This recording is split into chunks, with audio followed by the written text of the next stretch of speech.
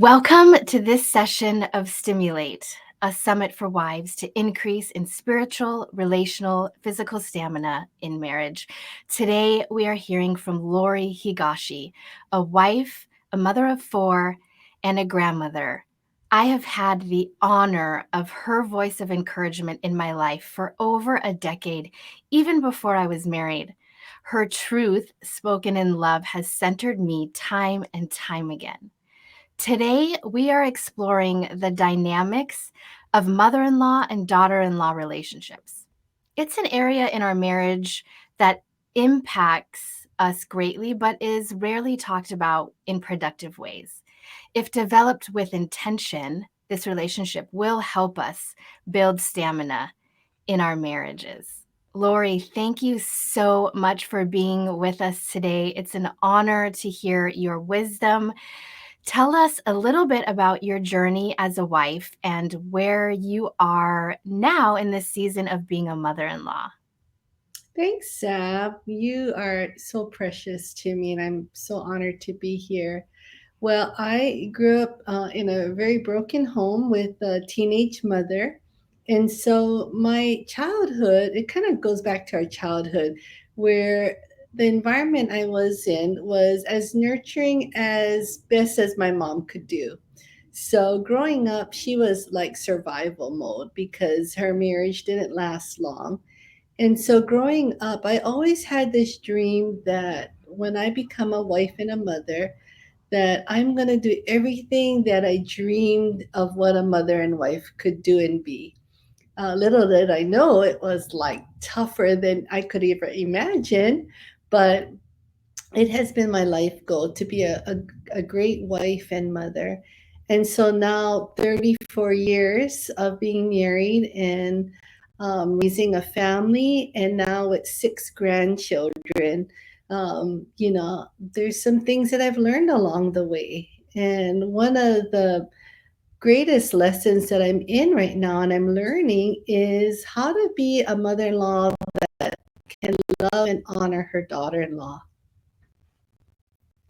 Yeah, I know from experience seeing now your son who's married, so commendable and something that, I definitely, as I have a son now too, same, right? We're the same. We have three daughters and one son. And I've seen you nurture that relationship. And now that he's a newlywed, you're stepping into this role as a mother-in-law, which Mhm. is something you've never done before. And I loved that when we were talking about what to share today, something that stuck out to me that you had said is, you're learning too. And I think that's a perspective that as a wife, I forget to think about that, oh, my mother-in-law has never done this before either. As much as being a wife was brand new and you kind of felt like someone, you said I do, okay, push you off the dock, um, she all of a sudden has a brand new, daughter-in-law. Mhm. So I love that you have said, we're both learning. What is something that you have really had to learn about yourself in this new space?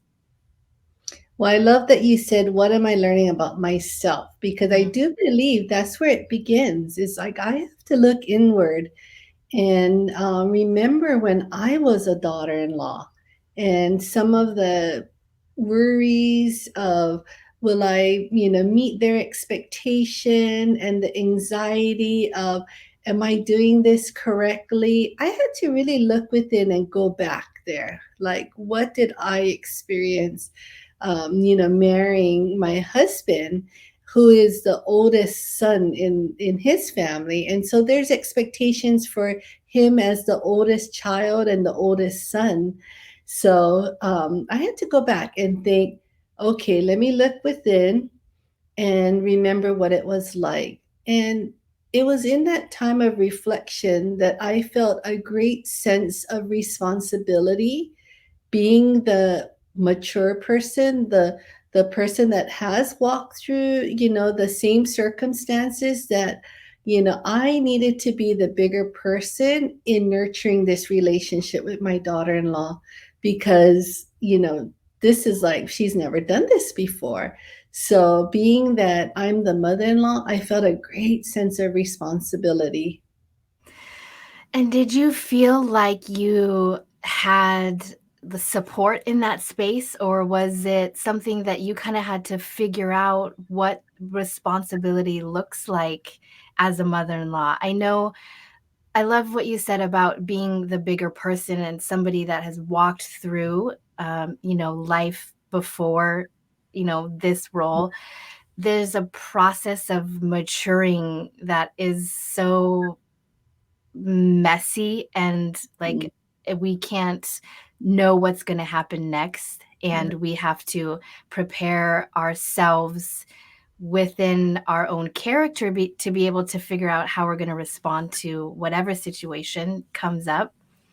And so as you found yourself looking inward, did you also feel like you had to reach out to other people who had been there before? And what did that look like? What did that process look like to get support for this role as a mother-in-law? it's kind of funny because, as with anything in generations, your friends, you kind of go through life circumstances together. And I was finding that a lot of moms felt like me as a mother in law, but we really kind of threw our hands up in the air like we have no clue what we're doing. And we recognize that it's not just being a mom, but the mother-in-law part was the tricky part.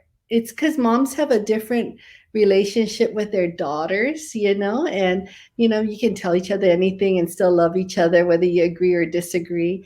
And there's just that kind of bonding with your own daughter. But when it comes to your son, it's like society has told us that you're going to lose your son to the wife's side of the family. Mm. That's quite typical. And so growing up, I was like, I I value being a mom so much that I need to really be prepared for that season. But how to prepare? There aren't textbooks for that.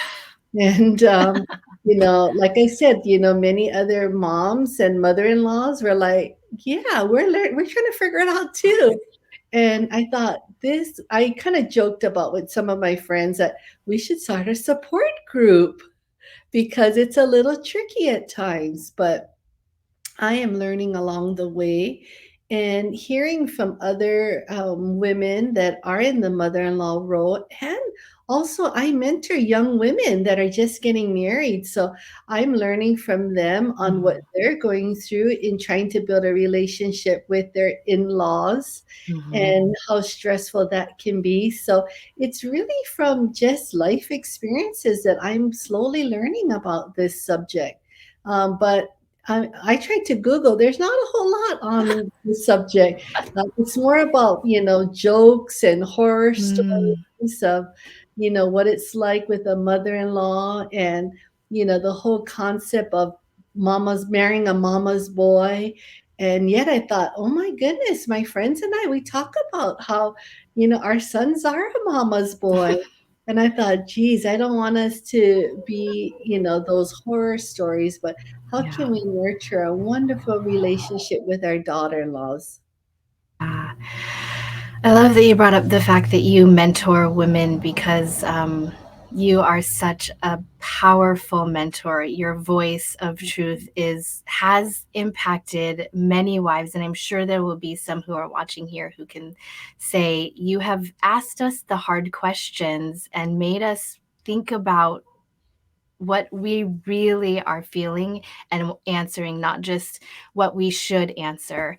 I know that we've talked about before as wives, we're going to have to make a decision with our husband that sometimes will go against what our parents might say. And I would love if you could speak into the situation of where we're married, and this happens whether you just became a wife Mhm, or you've been married for 12 years, mhm, because every mhm, opportunity is situational, and you're mhm, going to find yourself in a space you've never been in before. And we carry into our marriages, expectations, like you said, experiences, Mhm. trauma that triggers how we might deal with the situation. But now we're in partnership with our husband, and it's a whole new thing. It's not like we don't just get to do what our parents did for us. Yeah. And so, um, can you speak to what it's like to have to make a decision Mm, with your husband that might go against what your parents say? And then what that looks like for a mother in law, and how maybe you have found strength to be a support in that space, even if, they're having to make a decision on their own. mhm. Yeah, I realized that because we're bringing in those normals, it's like this was normal in my childhood. Mm-hmm. Mom took care of the home, dad took care of everything outside. And in today's world, my son said, Mom, it's 50-50. We both can do inside and outside, which I totally agree.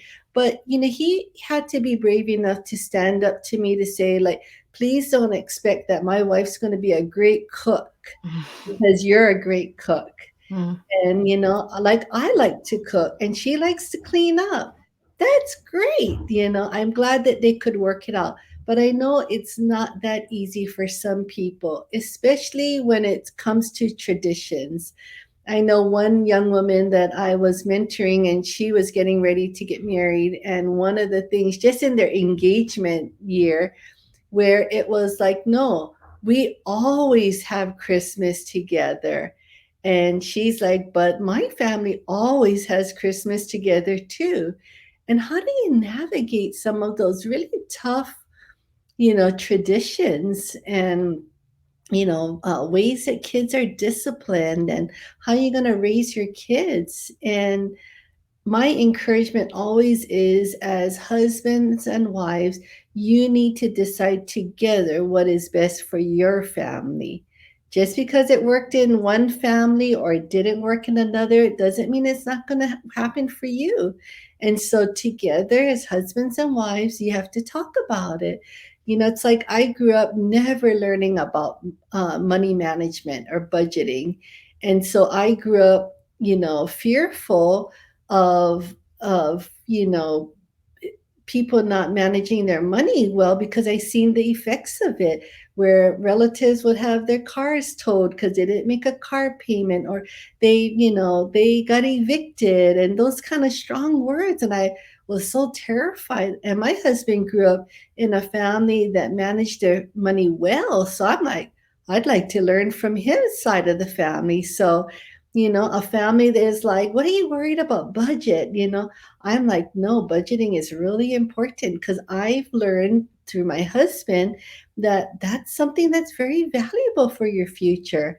So I had to kind of, even for myself, push against the norms of my own family and childhood, and be okay to choose the way my husband would like us to lead our family.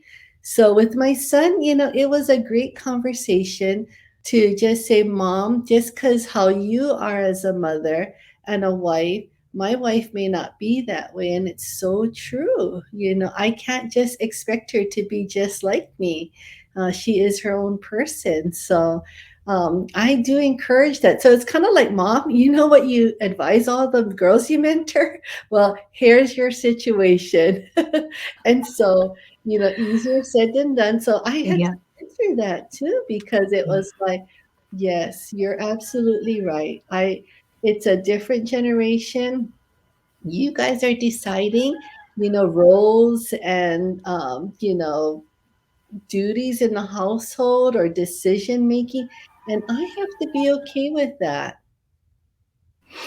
What feelings did you come across when he confronted you? And how did you manage those feelings? Was it like, did you find yourself feeling offended or just kind of startled? Or was it like oh, I understand. I just am curious. I would love to Yeah. know from that perspective. And then also how, as wives, and maybe like you're saying, it's about a partnership, developing principles of our marriage. We're developing boundaries for Mhm. ourselves as a couple Yeah. with the people that have given their whole lives to help us be who we are, and now we're learning a whole new way of becoming something else together. Okay, so I just asked a bunch of questions. One was what feelings you had when he confronted you and was like, this might be what you did, but this isn't what we're going to do. Mhm. And uh and then how can we as wives in partnership with our husbands communicate those kinds of things with Mhm. our mother-in-laws? Mhm. Mhm. Yeah, at first, every step of the way, it's very easy to get offended, and defensive. I won't lie about that. We had some rough spots where my son felt very much in the middle because I raised him to like be honest with me and like honor your wife and put her first. But when it came back at me, I was like, whoa, it doesn't always feel good to be like, okay, mom, your way is not the perfect way and the way for everybody. And so, if I were to be honest, and like my son knows me so well, we're so close that, you know, me feeling a little hurt or a lot hurt, I could tell it hurt him because he felt really in the middle. And I really had to just apologize to both of them that if my face showed or my words told that, I wasn't feeling like super happy about hearing what I just heard, but really working towards that. So I had to quickly ask for apologize and ask for forgiveness quickly because I knew that it didn't make them feel good. And, so I had to really wrestle with that. And, nothing's wrong with them knowing how I feel, but I think I needed to be really careful not to stay there too long because it could really sour the whole relationship and not move past it. So, honest feeling, tricky, tricky, tricky. I mean, I can put on a fake face and say I'm fine, but to be very honest, there were many moments where I felt a little hurt and offended, but I was thankful that God really corrected me quickly and said you need to apologize. But sometimes, it might have been an hour or 2 hour of navigating what was going on and how people are feeling hurt because it's not only me, right? When one person hurt, everybody gets affected. So, navigating everyone's feelings and situation. It's kind of crazy because, it's until you're in that situation, you can mentor, encourage, and until you're put in that situation, you have to deal with the reality of it's not always as you plan it will be. Yeah. Yes, and that can be said of our roles as wives, our roles as moms, our Mhm. roles as leaders, our roles in community. It's not going to go linear. Growth is not going to happen the way we think it is. Yeah. Relationships are going to get messy probably before they get deeper and better. Yeah. Um and I'm thankful, thank you for being honest, with the fact that you had to deal with your feelings and ask for upon apology. I think taking ownership is a huge way for us to build stamina in our marriages, whether it's, in our relationship with our husband or in our relationship with our mother-in-law. Yeah. And in the other perspective, in your perspective as a mother-in-law, taking ownership for my feelings, apologizing is not, I would say, something that I grew up with. And my husband will be the first one to tell you that an apology doesn't come easy for Yeah. me. Sure, I can say I'm sorry, but is it genuine enough for the next action to look different than, Absolutely. mine did Yeah. before? And that is big. Is there a would you say in your experience, um, and this is something you and your husband Guy taught me while we were doing pre-marriage counseling. So this was like this is like 12 years ago. I remember we were sitting at a we were This. sitting at the airport. Mhm. Was some I don't think it was Zippy's. It was some restaurant near the airport, not Starbucks, but in that little we just left work. We all worked together at the office at the college. Mhm. We're sitting there and you told me, if there's conflict, ask for a certain amount of time, Yes. but but commit to resolving it Yeah. after this amount of time. Yes. And because my nature is I'm just going to walk away and pretend it never happened. Mm. Well, of course, that's not the healthy way to do it. And my husband's nature is let's fix it right now. Nobody's walking away from Yeah. anything. And so that was really helpful. And as I hear you talking about the realities of conflict Mhm. between mother-in-laws and daughter-in-laws, Mhm. could this principle work in that same relationship? Could there be enough space, enough respect, enough honor between the mother-in-law and the daughter-in-law to say, hey, I'm feeling this way. Like, can we circle back to this Mhm. conversation in Mhm.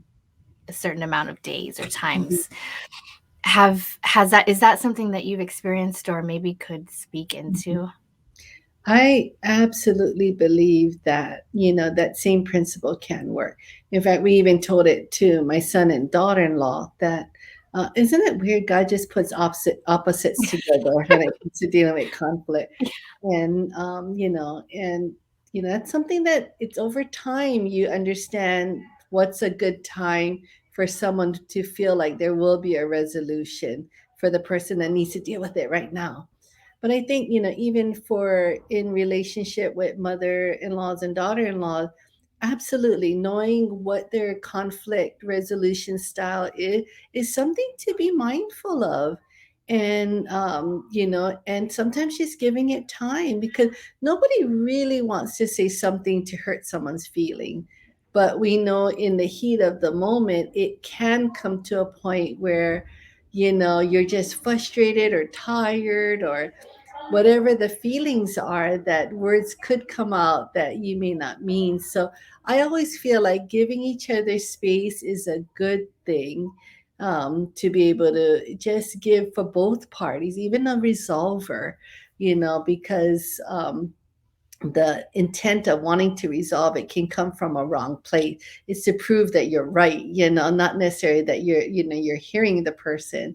So absolutely, I feel that knowing each other's conflict resolution style is so helpful, and to be honoring of that. But it's also communicating, that I need a moment to think about this, or I need a moment to get myself together so that I can even talk. Because sometimes it's you're trying to hold yourself together, just because you don't want to cry in front of each other. And and that's a hard thing. So it is okay to say, take a deep breath, let's see how we're doing in 5 minutes and see if we're okay to talk about it. Fortunately, my daughter-in-law and I have never had like direct conflict. It's like we go through my son. And that was my problem is, Mm, I'll just tell my son like what's going on, and it was important that I needed to include her. And mm, so now I have to be really intentional, and sometimes I forget, but I try to be much better about when I text my son, I text both of them. mm, When I call my son, I always say, "Hey, is your wife there? Put me on speaker." Because I don't want it to ever be that I'm hiding something from her, or, talking about her behind her back. So I always want to be inclusive of her. And so, I have to really make sure that my words are encouraging, and I'm asking good questions to be helpful and not hurtful. And so, including her, cleared up, I think, a lot of misunderstanding and miscommunication. And so, fortunately, I've never had any conflict directly with her, but I know I put my son in the middle of it because, he would get it wrong how to communicate until his wife decided, here's what happened or what I said. So I was like, okay, I have to be better about it. And my son said, Mom, please, can you text both of us? Absolutely. I'm sorry if I forgot. But, it's so I we're love that. practicing that. Yeah. Yeah. I love that he was able to figure out, like, realize what would be a good solution for them and kind of get himself out of the middle. Mhm, And then there was this space to say, oh, yeah, it wasn't that you weren't trying to include her. It just, you mm, hadn't thought of it, mhm. Um, Yeah. and that's a perfect segue to the next question, which would be like, what are some things that practices that you've had to kind of put in place in order to build that communication level with your daughter-in-law? And also the idea that oftentimes, if we're not intentional, we do put our husbands in the middle of the Mhm, relationship mhm, between us and their mom. mhm, And that is a quick way to wear them out. mhm, And, if we're talking about how to build stamina for the mhm, long haul in our marriages, if we are a wife, are going to have a mother-in-law figure mhm, somewhere who mhm, has spent their life, helping to raise our husband. And so there's going to be some kind of relational dynamic that we mhm. get to work Yeah, on and we get to be intentional about. yeah. Um, so are there other practical things that you have done that we can share, with the Mhm, mother-in-laws who are listening, and also, the daughter-in-laws, maybe things that we haven't thought about that mhm. just seem like we just assume, oh, they wouldn't care about that, Yeah. or oh, they don't want to know about this. But Mhm. actually you do want to know and you do care. Yeah. I'm a firm believer that kind of what I would like to get out of my relationship with my daughter-in-law, I need to model that. And I need to be able to take those steps. So it might be reverse where a mother-in-law has no clue that this is, even a subject. And so as a daughter-in-law, I encourage you to do the same, be an example. So um, you know, simple things in my heart to build a relationship with my daughter-in-law is I love hearing what she's into. And I want her to share the things that she loves and applaud her. For example, when they were dating, she would always I think it was like with one of my Ignite groups, I had made a charcuterie board, and she told me, I love charcuterie boards. She said, oh, if I could do a business, I would love to do a business as doing charcuterie boards. And this is several years ago. And I mean, today, that's her hobby. She has a charcuterie board business in Colorado. And I love that she loves that. So, I kind of try to get into her world and find out how she's doing in her business and what kind of designs that she did. So that was easy for me because it was a natural. I got into it and she's like, I love this too. So sometimes we have charcuterie board conversations. But another thing was like, she's such a reader. And I am too. And I was like, hey, what are you reading? And she shared with me the book. And I'm like, wow. She said, this is one of the best books I ever read. And I thought, wow, that's great. I'm going to order it too. So I ordered the book. And along the way, I'm texting her, telling her, like, wow, or like, oh, this is so sad. So I'm sharing with her what I'm feeling as I'm reading the book. But it led us to, she's like, okay, this is the next book I'm going to read. And I totally was like, I'll read it too. So I ordered the book for the two of us, and she read it a lot faster than I did. But we got to talk about that. So for me, it's like looking for ways to connect with her in her world. Yeah. and just getting interested in what she's in. Fortunately, we have some things in common, so it's a little easy for me. But but also we have my son in common, Mhm. and so there's times when she can share with me things that probably only his mother knows how to deal Yeah. with. And so I really don't take it as looking at like she's bad or my son's bad. Like, no, Mhm. like you both are so important to me. How can I Mhm. pray for you? How can we talk about this so that, because there's some things that you're not going to change about him. He has to change himself. So helping her to navigate, what it's like to be married to my very difficult at times son. You but a mom's love is so great that I just see him as this golden child.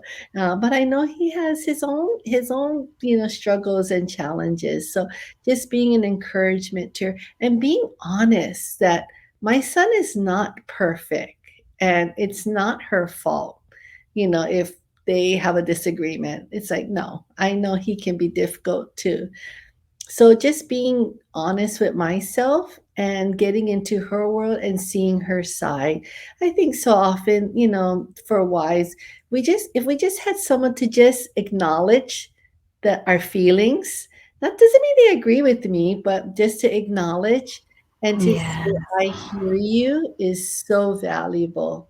It's huge. It's Mhm. huge. And for a myriad of reasons, we don't feel like it's okay to share Yeah, those feelings. yeah. Either we feel too crazy or too emotional or no one else has ever gone through this. But Mhm, and you've taught me this over the years through our friendship. No, you are normal mhm, and it's okay to feel like this. And mhm. sometimes just being able to share about it is going to change everything about that situation. Um, so I love that you are a space for your daughter in law to do that. And I love the encouragement that you gave to that you love your son too. Mhm, And that might be that you are the expert in your son. mhm, And I think we need that reminder as wives, you mhm, know, um, we are just getting into this too, mhm, even 12 years down the road, I'm still mhm, learning new things about mhm. my husband. But guess what? My mother-in-law has been there since day one. And she's probably not going to be surprised by his reaction. Right. But I forget that, and I feel like, Mhm, "Oh, I have to figure this out," and mhm. and nobody knows what I'm going through, but Yeah, actually she likely really does. yeah, So, yeah. thank you for saying that, and I hope that the wives that are listening are really going to hang on to that truth that Mhm, you are the expert, the mother-in-law is the expert, mhm. and she is a space that we can go to just talk Yeah, about, and you want to know. yeah, That's another thing yeah, that it's easy for us to forget, that you want to know. that's right. Yeah, the mom's heart for their son is so great, and yet, they don't wanna blow it, they don't Mm, wanna, like, drive their son away, because women have that nurturing factor, and so, it's gonna be a natural thing for the husband to defer to the wife in how to, run the home or the kids, and of course they'll give input and all of that, but really, oftentimes men would kind of defer to that. And so, you really want to, as a mother-in-law, really nurture that relationship. Sav, if I can go back a little, something that I think is also important is, for both sides, whether it's a mother-in-law or a daughter-in-law, is to ask for permission to come to one another, to speak into their lives, invite the person into your life. So if you're a daughter-in-law, to invite your mother-in-law into your life, into your relationship, they would really appreciate that. Just knowing that they are invited into. I know it sounds silly, but I cannot tell you how powerful that moment can be. And the same for mother-in-law. Invite your daughter-in-law into this relationship you have with your son. Give her permission and know one day she's going to be number one in his life. And you have to be okay with that. So I think having that conversation ahead of time to ask permission to be a part of all of this is so important. You think it's like a no-brainer. It's like, well, I marry your son, I guess you come along with it. But it's like to for it's very honoring when you can invite someone into the dynamics of this family. And I really appreciate with my daughter-in-law that she said, because my son is such a mama's boy is actually what made her fall in love. But she didn't realize what a mama's boy, she probably didn't know what it meant to marry a mama's boy, but we talk about that. And she's trying to value that gift of the relationship. And I mean, whatever she's doing great, because I'm like her biggest cheerleader. If my son doesn't listen to her, I'm going to come in and not necessarily just take sides, but really help to bring wisdom into the situation. And I'm not going to just take his side, but I'm going to look at the whole situation. So I'm thankful because I feel that freedom to be able to love them both and speak wisdom to both of them, and hear from both of them. And it's not just I'm going to take my son's side and he's always right. So I know that is a challenge for some young women today, that their son can do no wrong in the mother's eyes. Thank you so much for that powerful reminder to invite them in. And that concept of being invited and being invited back is very dear to my heart.